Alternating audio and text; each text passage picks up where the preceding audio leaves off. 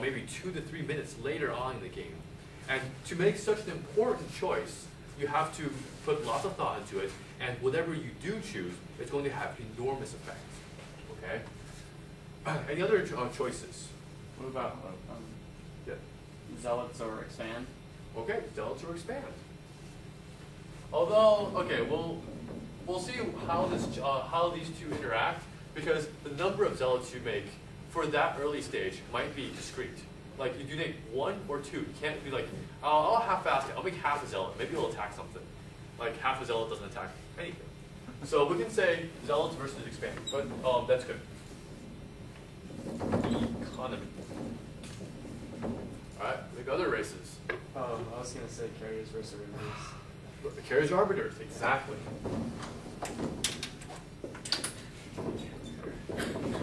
All right, we have a room full of Protoss people. Any other Zerg or Terran?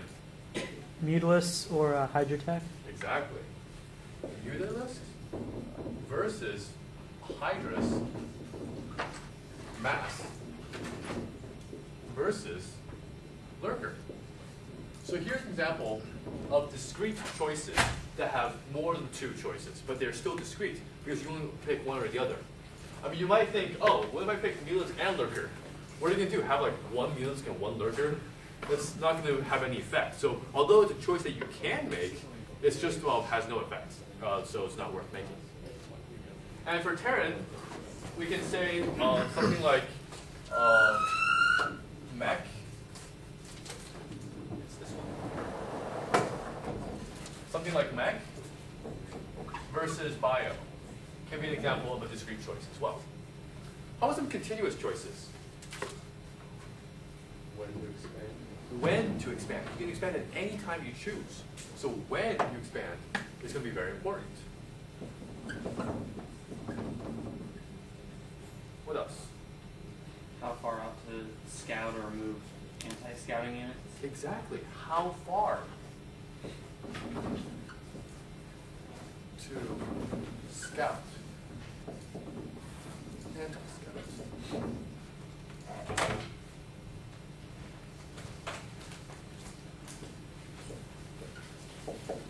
All right. Anyone else? How about ratio of zealots to dragoon? Excellent. Ratio of unit choice. I mean, technically, it is discrete because you can tell whether it's going to be 10 or 11 zealots. But let's say, just say for large numbers, the ratio is discrete, is continuous.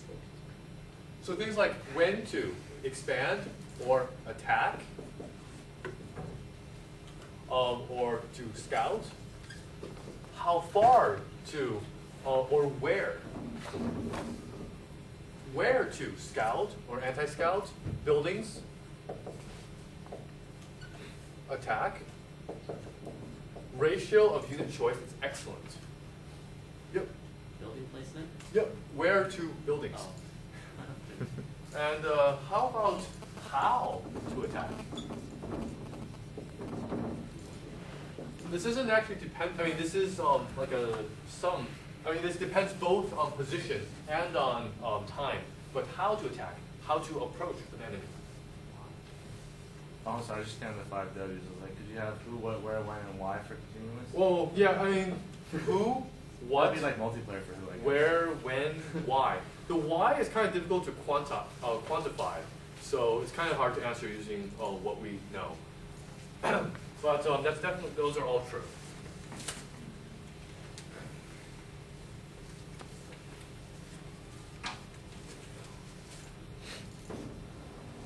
So these are all important, important things to keep in mind when you're trying to make a choice.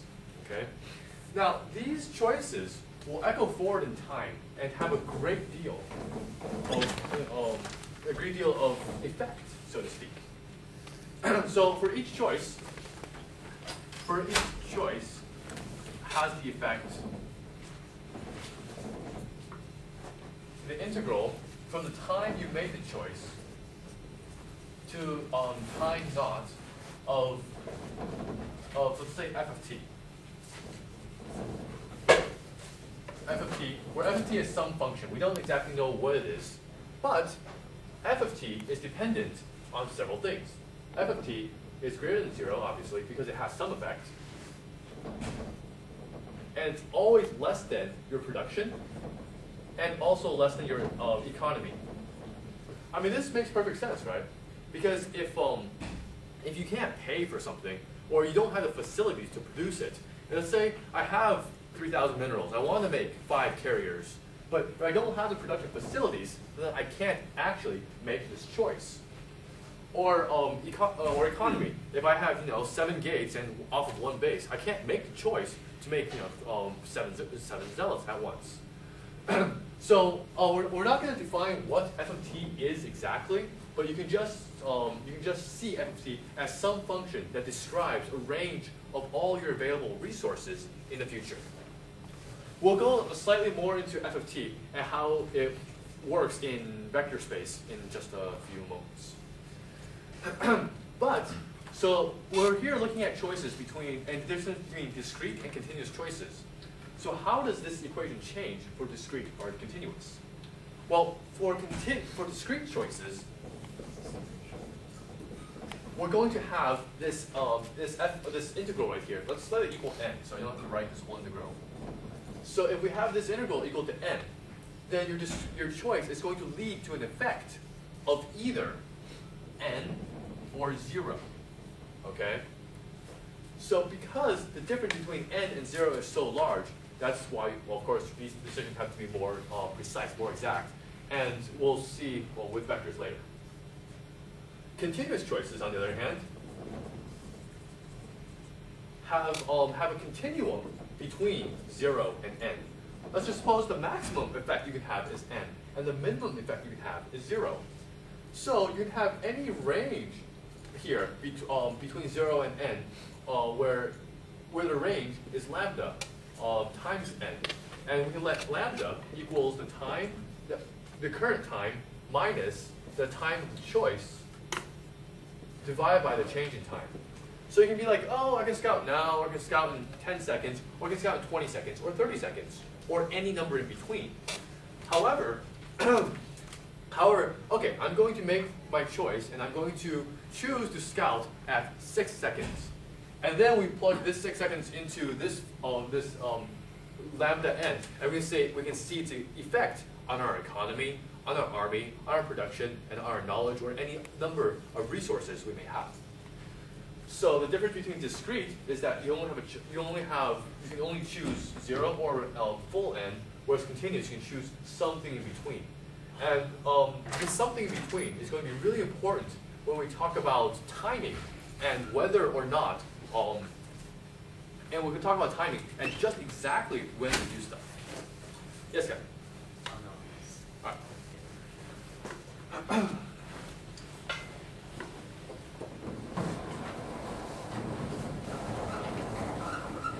So now we can talk about what this means for us.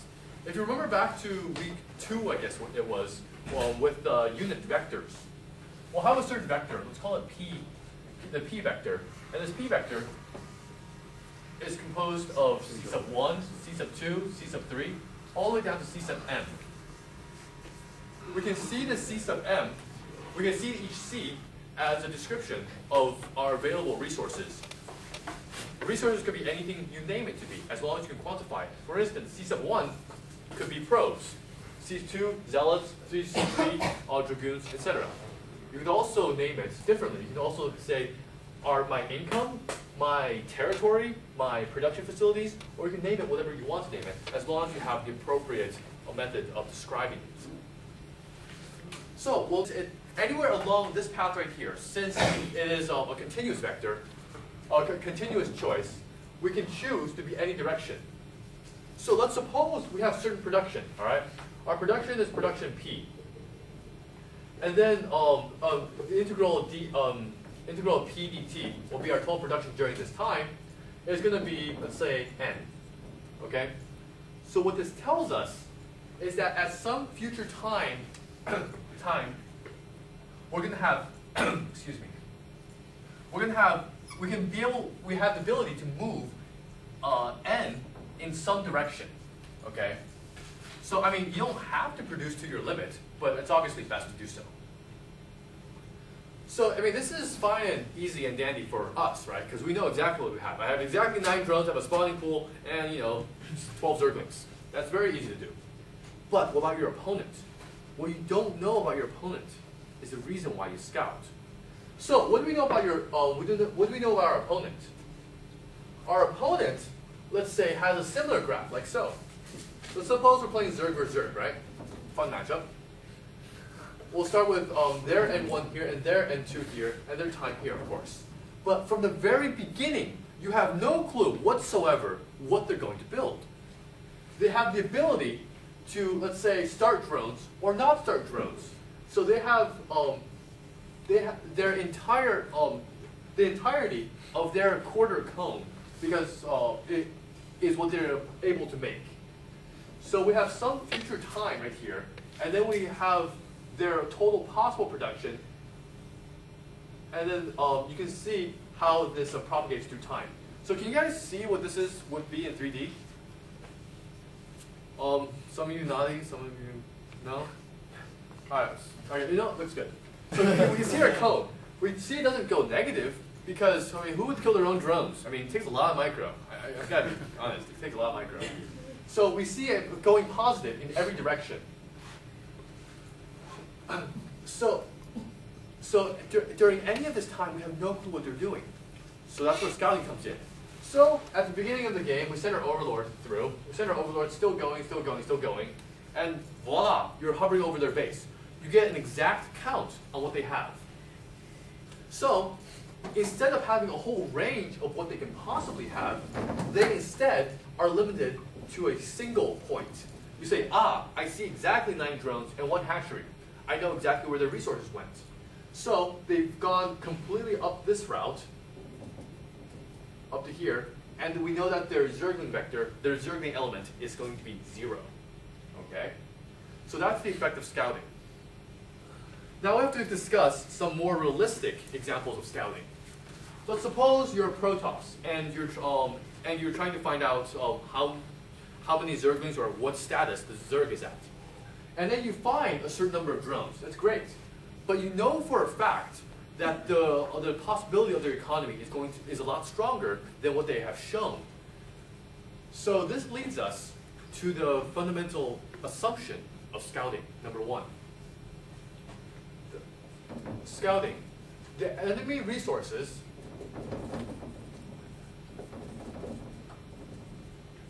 is composed of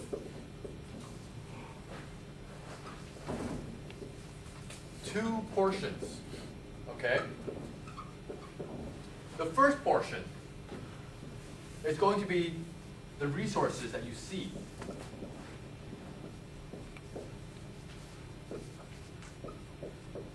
The second portion is going to be the resources you don't see.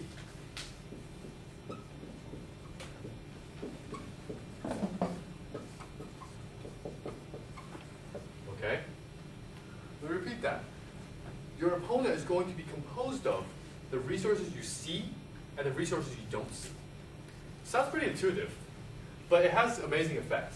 So let's suppose we know that the total amount of resources that they can have is going to be somewhat greater than this.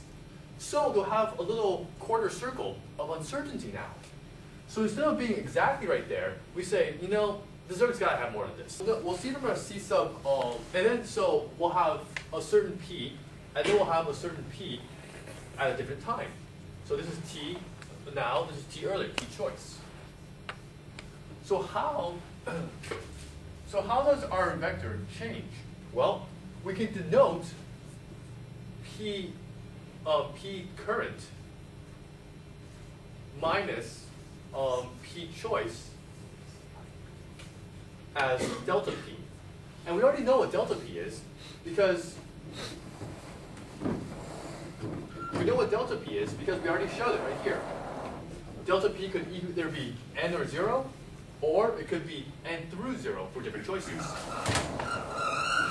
So now we have our delta P equals to 0, 0, 0, 0, dot, dot, dot, n, 0, 0, 0, or 0, 0, n, zeros. Okay? So we have this delta t, p. And for a continuous variable, so we'll say this is discrete. For a continuous variable, we'll have delta p equal to 0, 0, whatever, c sub 1 n, c sub 2 n, c sub 3 n, 0, where c sub 1, c sub 2, and c sub where c sub 1 plus c sub 2 plus c sub 3 is equal to lambda. So the total effect of the choices divided among the choices that you do choose to make all together will give you how much it affects, well, everything.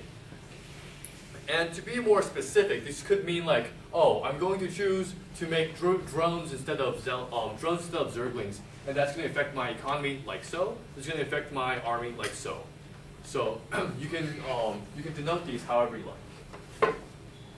So this again is just a method of showing what you are talking about without any description of how it's going to affect your game. So any theory that has no application is not worth it. So what we can do now is we see its applications. Oh, new board or old board?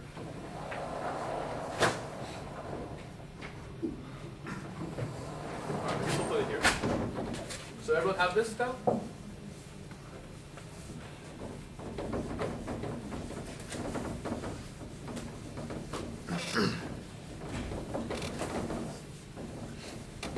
So if we have our p vectors, well, expressed as a vector, we can show them graphically.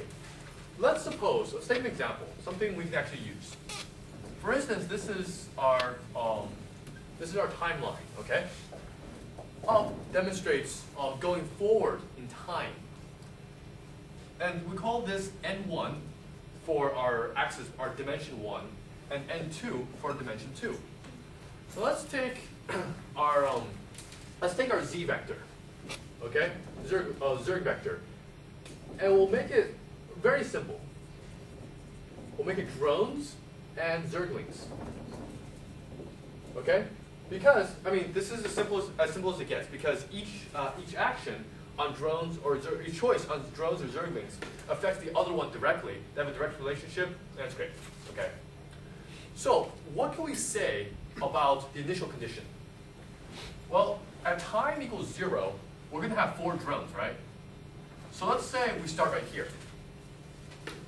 And then, at some further time, or at some other time, let's say right here, we have 9 drones.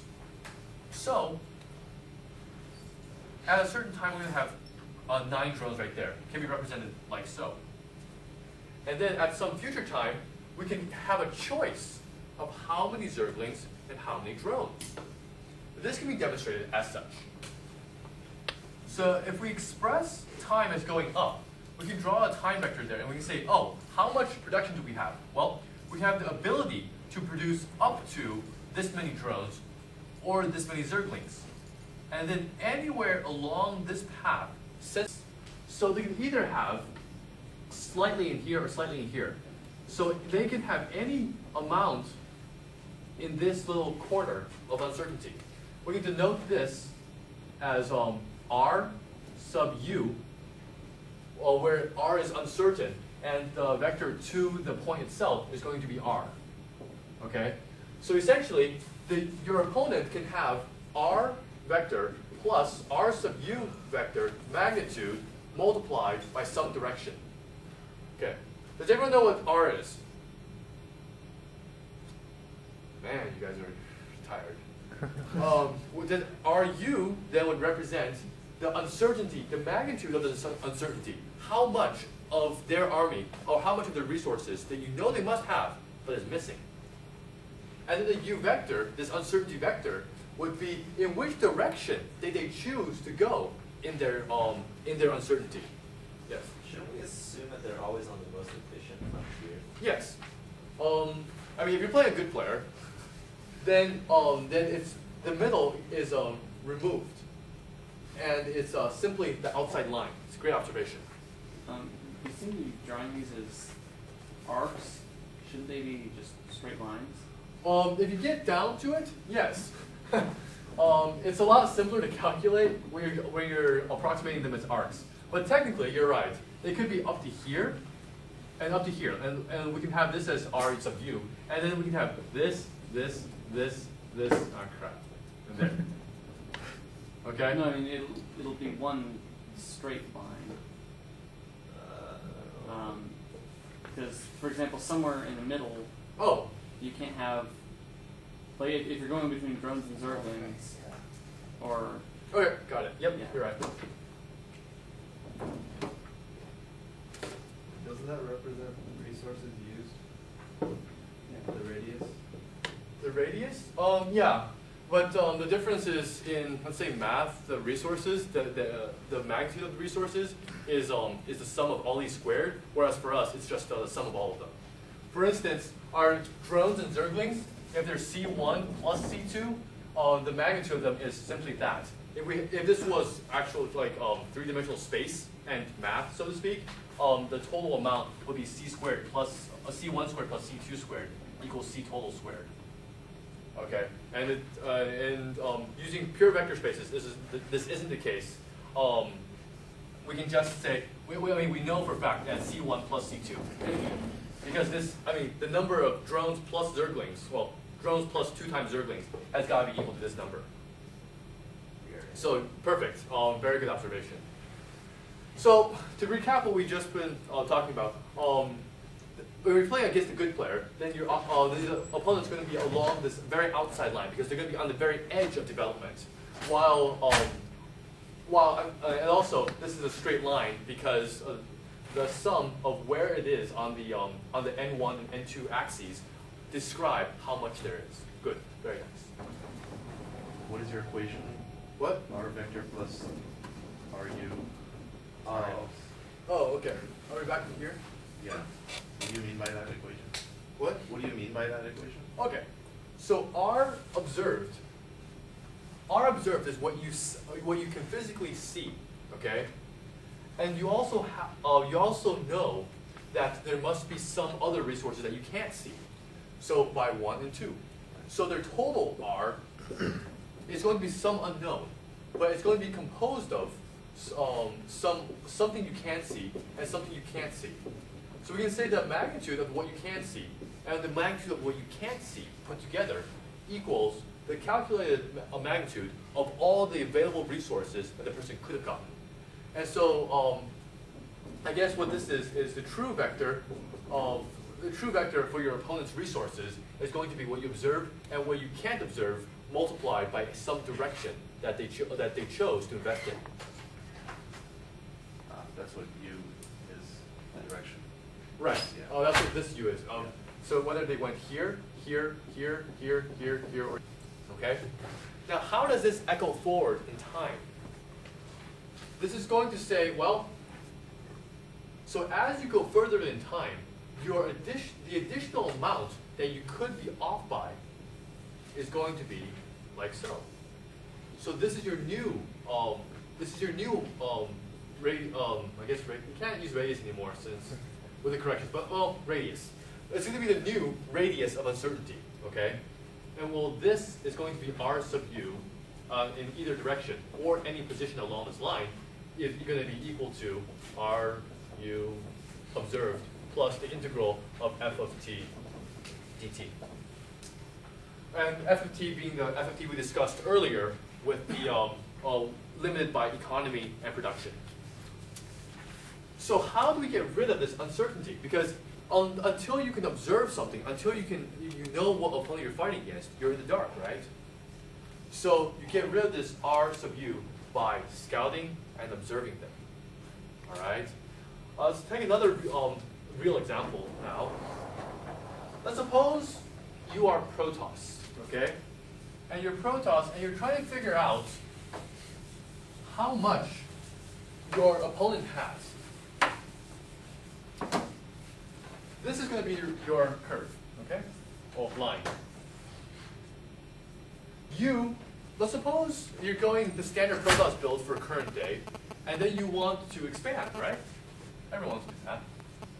But when you're trying to expand, you have to make a discrete choice. Whether you want to go, well, not really discrete. You have to make a choice between economy over here and army over here. And obviously, you're gonna not have any mobile army, but you can pull probes off your mining line. You can build cannons. That's going to be what we're going to call your army for now. So when this goes into effect, your opponent has a similar econ versus army graph. Okay? And you don't know what they have. So they have some cone of uncertainty for some time.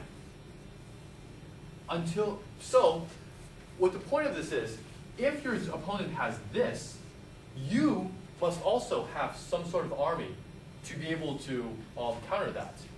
However, if your opponent is down here, let's suppose these, each tick represents 2 zerglings. So your opponent could have gone between 0 and 12 zerglings. And you could get between 0 and 2 cannons and pull between 0 and 12 probes. Make sense? So every tick here tells you how much more army you need to have in order to counter them. So you have a choice. You can make the choice to go fast expand. Okay, so this point right here would demonstrate 14 nexus. You build your nexus on the 14th probe. And this choice would be to make forge and then cannons right away. So you have to make your choice on where to put or how much army you make based on how much army they make. And that is entirely dependent on your scouting to say, he is right here. Ah, I know I can take this instead. Okay? So this is how you can use these graphs and these equations, I guess, to predict what you can do, what you can't do, and what you can do without losing, and what you can't do because you'll lose immediately. So in the last couple minutes of this first hour, I guess what we can do is generalize it.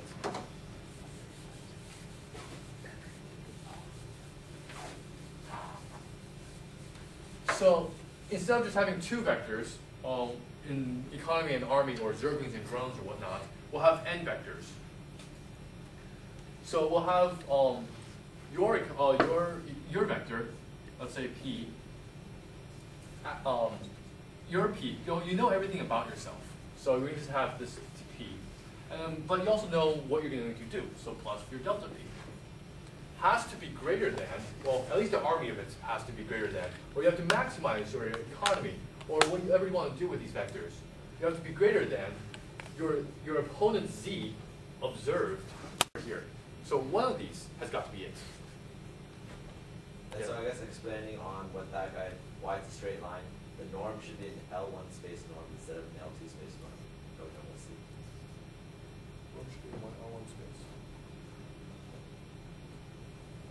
I guess, so you're talking about the absolute values of these. Yeah. Yeah, I probably should have thought this through a bit more. But All right, that's thank you. Thank you. Actually, thank you. It's you're correct. So the sum, we're talking about what's the sum, just pure C1 plus C2, as opposed to true arcs with C1 squared plus C2 squared. Actually, I've been working so much with that I just slipped my mind. Thank you very much. All right, so is anyone else confused? It's, the total number of resources that you can possibly have is composed of what you see and what you don't see. And so the true amount of, the true what they have is composed of what you have seen them have, plus what they don't have, times, or with a direction where they chose to invest their resources. Thank you for all the clarifications.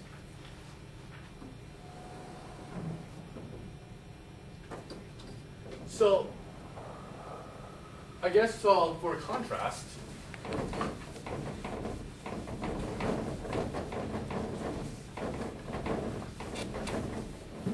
we can see the following. So there's our world line. This is going to be for continuous variables, continuous choices. For discrete choices, we're going to have this. We're going to have the choice is going to be made at some time. And it's going to have 0 effect until until it takes effect, until the full end comes out. So after this, suppose this is t sub choice. After some time, t sub choice suddenly takes effect. Let's suppose this is the reaver count, and this is the dt count. Okay? So at some time, we're suddenly going to jump to here, or suddenly going to jump to here. So we see the difference. I mean, so basically the point is, there's no in-between line that you could be on. So all of these points are non-existent. So you can always, so when you're trying to defend against an enemy, discrete choice, you have to be prepared to defend against the full effect or the full effect here. So this also leads to another interesting effect of what we see in uncertainty in time. I'm going to try to get this right this time, okay? So we already have some uncertainty. And this uncertainty is going to be R sub u magnitude, okay? However, as time passes, but you can only observe what you can see immediately, right? What you cannot observe, they can do whatever they want with. So we're going to have an additional factor of the integral of either the integral of f of t dt. So our full RU, so I guess this is what our uncertainty of the observed and the calculated. But when you add in time, time change, then we're going to have the full uncertainty that you don't know about. So how this is represented graphically, we as thus. Well, we'll have, let's take something a lot more general now. We're going to take army here and economy here, okay? So we're not going to talk about like individual zealots, zerglings, reavers, probes, nexi, expansions, or whatnot. We're just going to have army and economy here. And then of course this is going to be our time. Let's suppose at some time you know they have a certain economy and a certain army. Let's call that T right here, okay? Where this is T choice. And also, you know that they must have something else that you don't know about. So let's suppose it has a certain, well, if you're playing against good players, a certain line of uncertainty. If you're playing against poor players, this little triangle of uncertainty. Alright,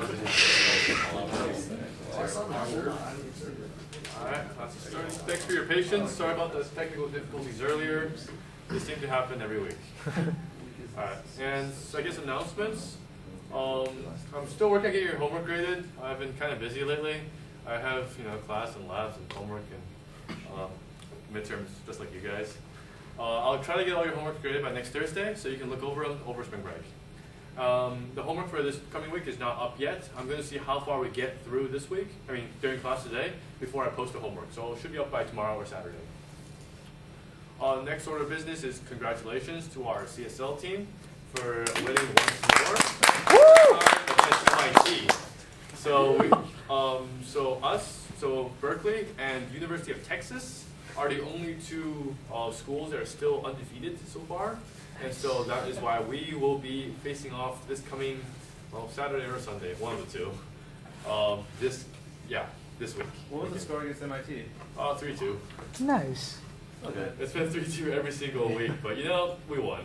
They kissed my mouse. Mouse. All right. And as far as your final projects are concerned, you have all of spring break to think about them. It'd be great if you guys could turn in a like a half-page little blurb about what you want to write about or what you want to research the Thursday after spring break. Okay. So with that said, let's get into this week. This week we're going to be discussing scouting and if we have time, counters. See, the problem with scouting is that we can't just talk about scouting. We have to talk about like how to get there. Like, why does anyone need to scout anyways? If you're playing SimCity, let's say, okay? There's still scouting. Why would you ever send anyone out of your town when they could be in your town working, right? So we have to start with the concept of choices, okay? At any one time, you can make, any number of choices. And there's two kinds of choices. One is discrete choices,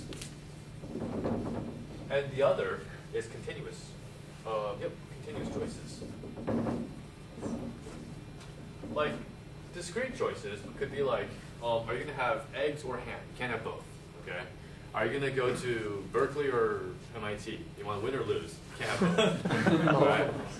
So discrete are choices that you make that have a set number of outcomes. So you can only have choice 1, 2, 3, or 4. You can't have a range of them. And continuous, I should write them a little further apart.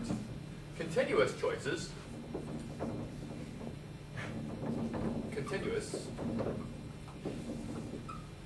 is going to be something, is going to describe something that has a continuous variable in the world. Like for instance, how far did you run? You can measure that down to the Planck length, I guess. But you can, for all intents and purposes, it is continuous. So you can describe exactly how far you ran. It's not, you can either run 1 meter or 2 meters. You can run 1.5, you can run 1.5000 meters, or any number of meters you choose. Another variable that is continuous in this world is time. And both of these variables, space and time, are what we are going to consider as continuous in the StarCraft world. So, bringing this discussion to StarCraft, can anyone give me some examples of discrete choices in StarCraft? Tech tree. Tech tree. Can you give me an example? Like, do you build the observatory or not? Okay, observatory or not? Or, I mean, the thing is, well, as we'll see later, the earlier you make a choice, the more effect it has. So, I mean, observer or not is a slight directional change. What if we choose something big? Something like, you want to go Templar route or Reaver route? So something like that, Templar archives versus robotics, is a choice that you have to make that manifests itself maybe